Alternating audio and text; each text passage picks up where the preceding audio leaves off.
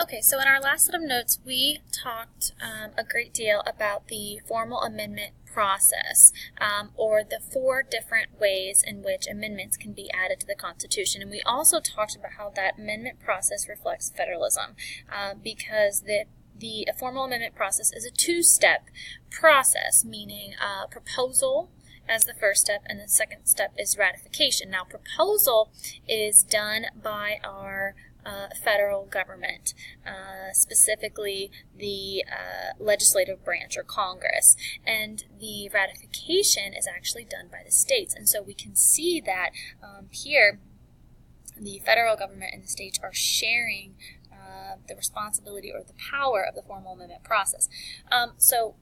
This particular slide here talks about popular sovereignty. Now remember, popular sovereignty is we the people, meaning that the power of the government comes from the people. And the amendment process is also based on popular sovereignty.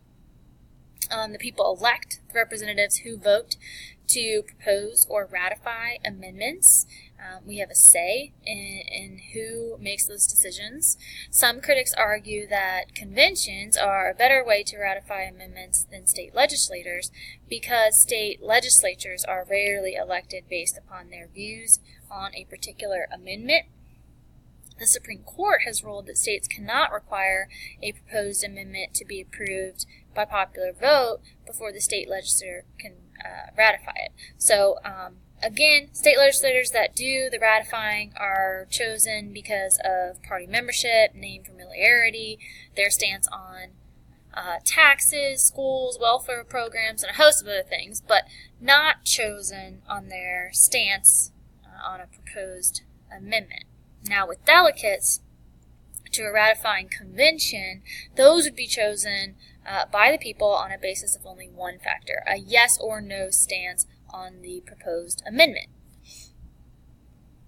So, as you can see here with conventions, it would make Americans feel like they have more of a direct say in the amendment process, because again, they would be choosing someone based on how they felt about a particular proposed amendment versus a host of other reasons.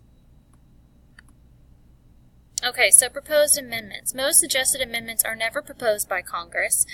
Congress has sent only 33 of some 15,000 suggested amendments to the states. 6 proposed amendments were not ratified by the states. Congress can set a reasonable time limit for ratification by the states, usually around 7 years. Failed amendments include 1 declaring the equal rights of women's ERA and 1 banning amendments dealing with slavery. Once a state has approved an amendment, that action is final and unchangeable. They cannot take it back. Only 27 of the proposed amendments have been ratified. Okay, so checkpoint. What is the purpose of the Bill of Rights? Essentially, the Bill of Rights, again, is our first 10 amendments that were added to the Constitution. They spell out our basic rights and liberties. Many people would not support the Constitution until the Bill of Rights was promised. And again, this is going to be specifically the Anti-Federalists, Thomas Jefferson. They felt that our basic rights and liberties needed to be protected with the Constitution, and that the Bill of Rights had to be added in order for them to ratify the Constitution. And so the Federalists wrote the Bill of Rights, and it was added to the Constitution, and then the Constitution was ratified. And understand that the Bill of Rights was added to the Constitution less than 3 years after it became effective. Alright, so many of the 27 current amendments were proposed in response to legal disputes, social conflicts, or perceived constitutional problems. So, for example, the 12th Amendment resolved a problem with the presidential election process, and we'll talk about each one of these in more detail later on. The 13th Amendment abolished slavery. The 17th made changes in the Electoral College procedures.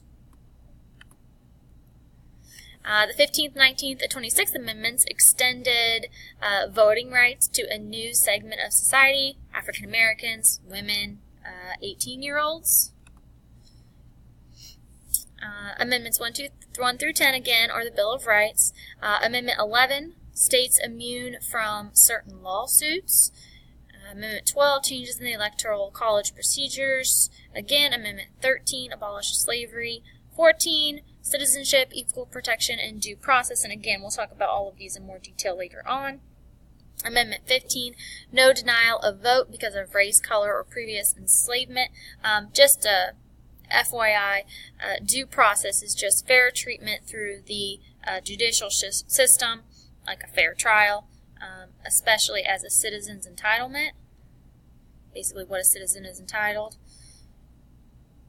16th, Congress given the power to tax. 17th, popular election of U.S. senators. Amendment 18, prohibition of alcohol, that's repealed with the 21st Amendment. 19th, women's suffrage gave women the right to vote. 20th, changes of dates for presidential and congressional terms. 22, limit on presidential terms. They can only serve 2 terms, 4 years each. 23, District of Columbia allowed to vote in presidential elections. Remember, it's not technically a city or a state. Amendment 24, ban of tax payment as voter qualification. So this would be like the banning of the poll tax that was used to keep African Americans from voting. Amendment 25, presidential succession, vice presidential vacancy, and presidential disabilities.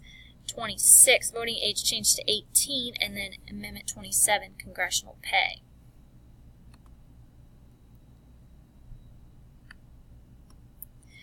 Now that you've learned how the Constitution has been amended through the formal amendment process, think about this question. How has the Constitution lasted through changing times? So, obviously, it has lasted through changing times because it is a very flexible document, and it is a document where we can delete portions of it, and we have, again, like the 3/5 compromise.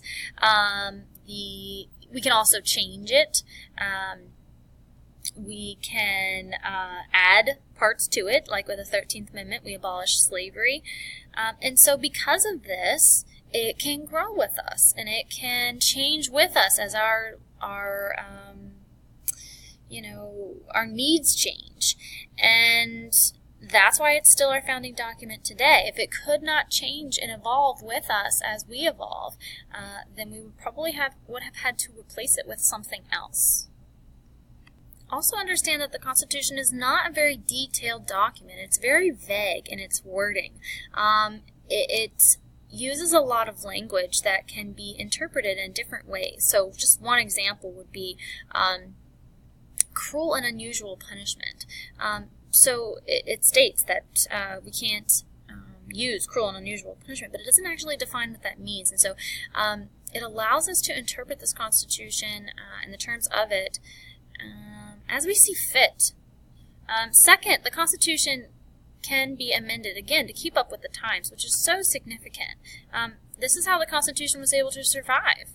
As women pushed for a larger role in society, for example.